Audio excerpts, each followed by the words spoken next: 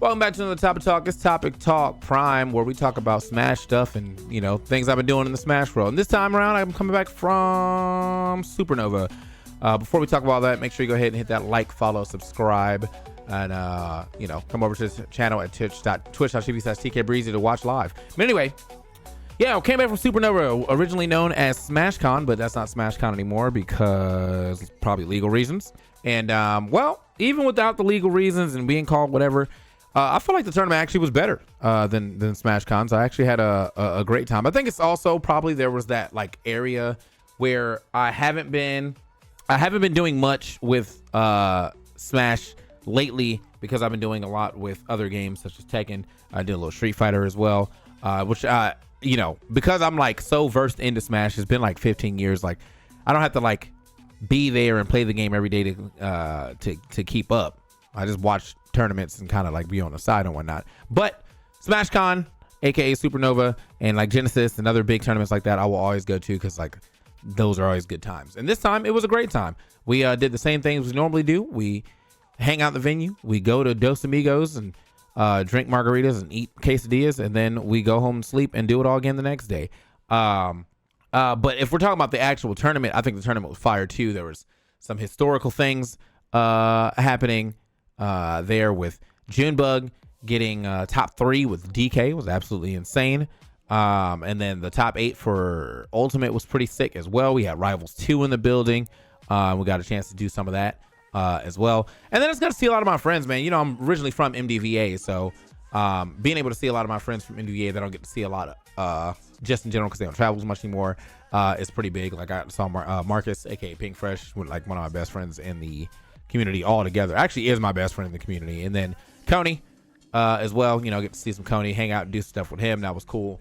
Overall, just a good time. So that was my experience with it. I did commentate top 4, and I'm genuinely, normally I kind of have hated doing like top 4s. Not hated, but I've disliked them because I feel like for like a large margin of last year and like kind of this year has been like Sonics, Akola, Mia, Spargo, right?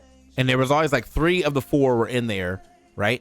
And Akola, Mia, and Spargo, or Akola, Mia, and Sonics do not play the most interesting characters, like for me and honest. However, I am definitely coming up with a pretty big appreciation for how Sonics is able to navigate the game. Like his slowdown and speed up like gameplay is absolutely insane. Like where he's like, oh, hold up, bro, I just gotta like pick and choose my interests. Now, I know that's a little bit more of how Sonic is played as a character, but I feel like he takes that to like great heights. You know what I mean?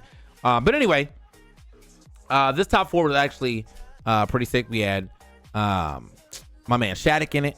You know what I mean? Shattuck's been doing quite well throughout these last few, I'd say like last 9-ish months or whatever. He's been popping off as well. We had Osmo in it. We had Sonics, and we had Spargo. And Spargo ends up taking the W in very cool fashion because he used Roy. He had, I don't even know if he actually. No, he did. He popped the Cloud for a bit. He tried to pop the Pyramithra, but he used the Roy, and the Roy got him the W, and that was absolutely lit. So, up next, there is some like issues that came out as well from Supernova, and I don't really feel like they're like big issues like that are damning to the entire community, but it is some stuff that kind of happened here at Supernova that is worth to talk about. So, up first, let's talk about Melee commentary. I actually chimed in this on Twitter, but I'm gonna talk about it here again. So, it was this guy, Microsoft J, and a couple other tweets, but this is just the first tweet that I'm gonna the tweet I saw. He said, it legitimately feels like NA Melee is under some sort of commentary crisis. Felt like every other commentator at SmashCon was awful in the same mundane, too loud, too forced, too shitty way, and it's been like this for 3 years. Are we actually stuck like this forever? To which, there's some replies in here, some jokes, like, let's trade Walt for Coney. Okay, whatever, right? Do you like homemade waffles comms? He said he mostly phones it in these days, but generally he does a good job in top 8s. He has something like Vish. He said he likes Vish. Gave him a 6 out of 10 delight, which I'm not really sure if that's big or if that's like a good or like you're just a little better than average. But then this guy says, nah, L take except for Jorge. That dude is annoying and has always been. Walt is okay. He has good analysis and I think does an all right job, but also gets too hype over times. Homemade Waffles got my favorite. I love his comments. I forget who else they had, but they were fine. And I think genuinely a lot of this comes down to Jorge, if I'm being completely honest. Did he just make this? Nah, that was way back then. Yeah, this is the Walt. Walt has been going through this for quite some time, bro. This is from June 5th, 2023. So he's been going about this for quite some time. But in my opinion, I think a lot of this does come down to, because like the top right now, like it's like the people who get those top 16s and top 32 blocks and top 8 blocks are usually the people that you see the most of when it comes to commentary. So there could be some guy in Melee commentary right now tearing it up, but he's new, so he only gets pools, right? And you don't really watch pools. You watch top 32, you watch top 8, whatever. So you see, Vish, Jorge, Walt, Homemade Waffles, stuff like that. And so therefore, off of those people that you see at the top, you dislike one of them, and now that like kind of translates to all of them. And I truly think a lot of this boils down to Jorge in a way that like it is now spreading to other people. Now, I'm not saying that I think Jorge is a bad commentator, because I don't, but I do think that he has bad commentator moments for sure. Like I can definitely agree with that statement. But the way that is being like put out there is that as soon as my man gets on the mic, like everything just goes downhill, and then everyone starts making tweets like this talking about some Melee commentary is ass, right? So I said I legitimately am inquiring what y'all feel like changed the Melee commentary and what y'all expect from Melee commentary. I obviously have no dog in this race because I'm seldom on, nor am I trying to be, but I see this said a lot throughout, and I just thought that was the style over there. And like from my experience, straight up, I feel like the style for Melee, and at least like the reason why I kind of stopped doing it, is because I felt like when you were excited about anything, people just shit on you. And like, why can I be excited about a game that's supposed to be exciting? You know what I mean? Like,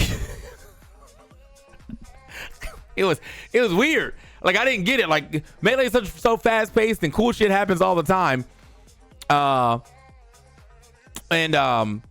then like, I'm like, oh shit, that was cool. And then some guy or a couple guys in the chat are now like, why is he popping off over that, bro? That shit happens all the time. Oh wow, like, oh, what like, what? Come on, bro. Like, do you even watch Melee? You got me. My fault. You know what I'm saying? I didn't realize that, this interaction's cool, but because it happens so often that now we have to be like, yep, standard interaction, right? And that was like one of the last few times I actually commentated Melee was one of them Panda events. I was with Zoo, and that's when I was like, you know what, man? I think as much as I like this game, I feel like maybe I don't gel with how commentary is supposed to be done over here, so I probably just won't do it anymore. I'm definitely down to chat, watch, and do all that, but just it's weird to like be chastised for being hype over things that you should be hype over. Now, I do think that there is like, how would you say, like a thin line that can be walked. I don't think you should be overly hyped about every like little situation, but to be surprised that somebody went for a certain option or like see something for the first time because you may have not seen it in a while and be like, oh shit, okay, word, he did that. And then getting shit on for it kind of sucks. Anyway, so Spinda comes back, big shout Spinda, and says, I keep up with a lot because I like when people have genuine criticisms for me, but I feel like it's point one, people don't like Walt's documentarian style of commentary. Jorge screams over small interactions. Most other commentators yap about other stuff during hype moments. True. Some treat it like their own personal comedy hour. Big true. And there's definitely so many commentators who now get overlooked. Now they get overlooked due to the most watched moments having not the best commentary. NJ's Finest, Wisely Snacks, and Dark Gene X are lesser known in the Melee sphere, who all did fantastic jobs. People are just mad about the quality in top 32ish and onward receives. And that's kind of what I believe as well. I think because people don't really always watch pools and like top 128s or whatever, but you, as the tournament gets, wound down and we're down to like top 32, that's where you get to see a lot more people. So if you end up getting that like top 32 block or that top 16 block, you're in front of more people, you get more eyes on that. But there, as I said, there could be a lot of good commentators in pools that some people might never get a chance to see. And so I said, to me, like, I was like, this is probably the best answer that I got over the other answers. There's obviously a bunch of other answers in here too, but this is the one that I resonated with the most. So, oh no, I lost it. Anyway, so I said, after seeing all this, I was like, look, bro, I think there will legitimately always be room for improvement, right? But from what I'm seeing, it feels like we're 10 years back where you had to watch the stream VODs read the chat, sift through negativity anytime they didn't like something, and still pull advice out of that. And that shit sucks. It did. I'll tell you about it in a second. But it definitely caused you to grow thicker skin. But I, for one, know that if I got off a top 8 and I just felt like I did like some fire, and the first thing I see when I hop back on Twitter or anything is people telling me that I'm the cause of commentary decline, basically, it's definitely my 13th reason. Like 100%. Like, it's over for me, bro. You know what I'm saying? And I was like, if you want comms to improve, give actual valid criticism. Thank y'all who do, because people actually do sometimes. But also recognize you may have your own personal bias, and what you want or what someone provides not matching up does not automatically mean that that person sucks as a commentator, or he, she, they might just not be your cup of tea, and that's also okay. I just don't think that hopping on Twitter every major and starting a dunk fest is the wave, but at the same time, it's definitely not lost to me that it has to be happening for some reason, right? And what I mean by, like, breaking this down is that, like, so back in the day, you know, when there was like commentator threads and like the chat, like there was no coaching or anything like that. You kind of just have to get up and figure out things yourself. Anonymity was at an all-time high still. I mean, it was even more so, but just in the chat. So if you got on like the mic and people didn't like what you said, they would be in that chat talking. And sometimes you would get advice out of that. In fact, I actually had a lot of my commentary style was changed throughout the years based off of stuff that I saw in the chat. Like, I think I used to just be like a color commentator, funny guy, but then I was like, well, actually I want to be like an everyman guy. So I can do it all, you know. With, you know, be the funny guy. I can do the play-by-play. I can do analysis. My analysis is not the deepest of analysis, and I know that, but like, that's why I'm like a B+ in analysis. And I'm a B+ in everything, if I'm being completely honest. I think that, like, I can do all the things. My whole job in the commentary now is to do whatever the other person can.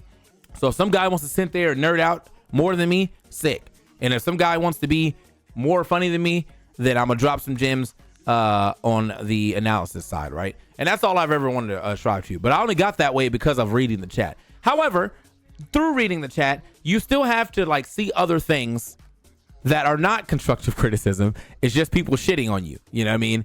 Like, and for multiple reasons. How you look, how you speak. Oh, he stutters. Oh, I fucking hate his voice, right? All these things that like you are really actually trying to improve, but instead now you're just saying a bunch of negative things. Now, eventually you have to learn how to like see through that, and it's something that, like, you know, it's just a skill that you have to have, especially in Smash. And I feel like we're kind of back there now, except it's just on Twitter. Every time Walt or Jorge get off, it seems like there's like another thread that comes out where people are just shitting on them, and I think that sucks to see, as I said. But as I said, there is obviously a reason why these threads keep happening. I know there's like a huge shift in or there's like a lot of negativity out there just in general. But if this happens like almost every time you commentate, then obviously I think even if, you know, these people are over exaggerating, in that over exaggeration, there's got to be a little bit of truth, right? So I was like, yeah, I mean, hopping on Twitter and maybe saying all this is not sick. And I think some people took this as me talking about like myself, but no, I did a great job. I don't give a fuck what anybody says. And I think I saw one thing in a different thread that was like, yeah, no, I don't like TK's commentary because I feel like he be talking about whatever. And I was like, this is you obviously not listening to what I'm saying. So, because genuinely, I know in the top 4, I know what happens when I get on a block with EE. EE's the funny guy. He is the funny guy. We might tell some jokes together, but if you actually go back and listen to the shit that I say, there is game state being talked about. There's advantage, disadvantage being talked about. I just don't use fucking frame data in nerd ass terms. You know what I mean? Like, I'm not gonna sound like I have encyclopedic knowledge, because that's not how I sound when I talk or commentate in general. But if you're actually listening, you can definitely understand how I'm describing whatever's happened in that situation correctly and why it's working, right? But hey, that's here nor there, man. Sometimes it really just could be like cultural differences and voice differences and whatnot. And that's why I was saying, like, sometimes your own personal bias beget you. Maybe you just don't like the way I'm gonna say it, and I'm not calling this guy anybody racist or anything, but maybe you just don't like the way black people speak. Maybe like my dialect is not the dialect you want to hear. You know what I mean? Like, maybe if me and Has said the same thing, but Has said it in white speak, you'd probably be like, you know what? I'm with it. So I'm like, I'm not, you know, like, that's why, like, I never really like take anything. Like, if you give me actual criticism that I know that I can resonate with, then I could be like, word. But when people say you're not talking about the game or like you don't know anything about the game, I'm like, you're not listening, and therefore I don't care anymore. So anyway, and I actually had to go look it up. So that was the thing that I wanted to see. So I had to go look it up because again, a lot of people were talking about Jorge, and you got to kind of like scroll down to find it. And in this one clip, if this is what was happening at game 1, I know that these people were not upset for no reason. Now let me go ahead and find it. Here we go. Now this is game 1, by the way. This is game 1. I need to I had to specify multiple. This is game 1. Again, up attack from ledge, but you find the punish regardless. Mini MD. I have said this. Junebug Mad Giant Big House, where Junebug goes for the donkey punch and then punishes the whiff punish landing with the up B. Time and time again, I got to give a shout out to Ringler right here. He says, when these space animals land on top of me, I am like a moth to the flame. That is game 1 going over to Junebug. Right there, you're going to go low percent for the. I think if I was watching this, I also would be kind of annoyed. I'm not gonna lie to you. I can't lie. Bro's voice is giving out. You know what I mean? It's game 1. It's the standard punish right there that Junebug is supposed to be hitting. And bro is flipping, throwing the mic down. Like there's a lot going on in that booth right now. You know what I'm saying? And now again, remember, this is game 1. Okay, like that's the thing. This is game 1. So this wasn't like a last stock, last hit situation where I feel like this type of energy would have been appropriate. And I'm not saying he should have had no energy at all. It's just, if we're doing this for every game and every Junebug interaction, I can understand why people are annoyed. Okay, that's all I'm saying. That's all I'm saying. Again, as I said, I do not think that Jorge is a bad commentator. I think he's having a bad commentator moment, and this is kind of defining him, unfortunately. So, you know what I mean? I think context is understandable, though. I don't even like that context because I've also known June for like 15 years, and I feel like I'm happy to see my man pop off as well. I've known June. We have known each other since the early Brawl days. I am happy to see where my man's at now. We actually work on Brawlhalla together now. I love June. You would not hear me on commentary like this. You wouldn't hear me on commentary like this for Pink Fresh, and I love Pink Fresh. That's my guy. I think there's like levels to having your level of bias, you know, for your boy, right? But then also still delivering a good job on commentary. You know what I mean? And I've had to commentate matches where Pink Fresh popped the fuck off. And yeah, you've never heard me sound like this. I'm just saying though. I'm just saying. So I get why people are like, you know, on his neck about it.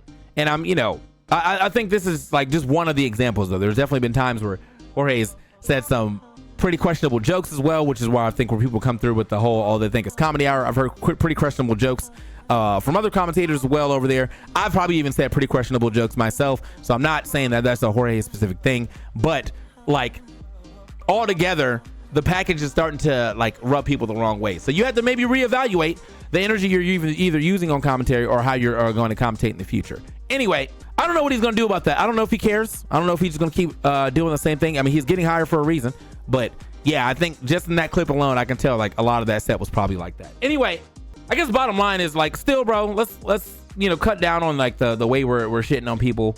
You know what I mean? The negativity is still a little too much at an all-time high. There is a way to give constructive criticism to commentators without rallying a whole community against them for whatever reason. As I'm saying though, my bottom line really is I do not think that guy's a bad commentator. I just think he's been having some bad commentator moments, and it's starting to rub people the wrong way. So he may want to go back and revisit like how he's approaching the mic. Anyway, up next, and then the last thing we got to talk about actually is this little TO situation that happened with Raffle and Risk Taker and some DQs, right?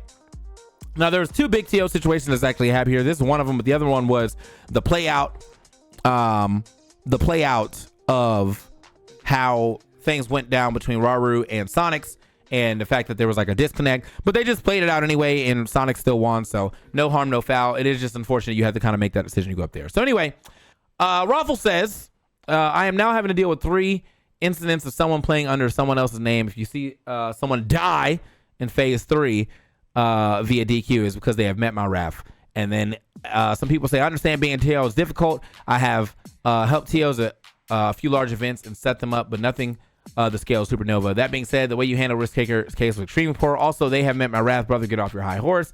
To which then we get this long statement from Cantrip. It's extremely disappointing to see the decision for Super Smash Con. I understand they need to shut down instances of alting when players are being malicious and trying to manipulate seeding. This is not one of those cases, and there are many problems with how it was handled. For starters, it's been confirmed that the players checked with their pool captains before they did anything, and they got explicit approval to make the swaps they did. This alone should remove any fault from the players, as it's on the event to ensure the staff knows the rules. No one should ever be DQ for something they got permission from the tournament staff to do. Also, considering that it took place 2 days ago during the Thursday Smash 4 bracket, it's insane to punish all the players involved, removing them from the other brackets in a completely unrated game.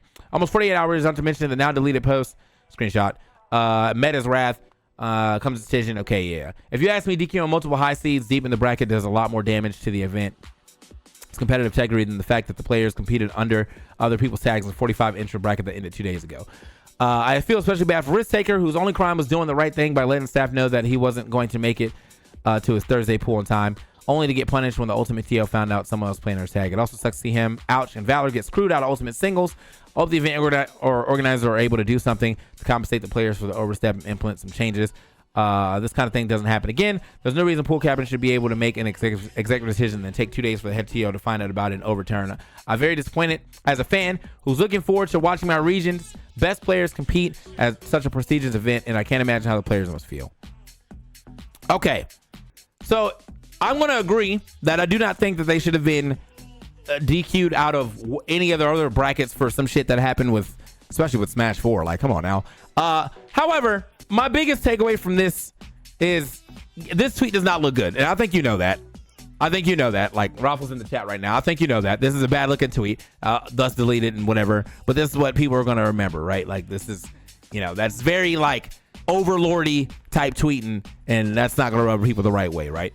And then, yeah, I think just knowing that whatever happened when that Smash 4 bracket is already done, and then I get DQ'd much later in a different bracket, I can't really agree with that statement. I think there was, a stern talking to, a stern, hey bro, don't do that in the future. You know what I mean? Like, cool. But after that, it's good. I think we already got to the bottom line of that. So, but obviously people were very upset about that, and there's a lot of hate coming Raffles' way. And I mean, off one bad decision, they swapped in Smash 4 singles.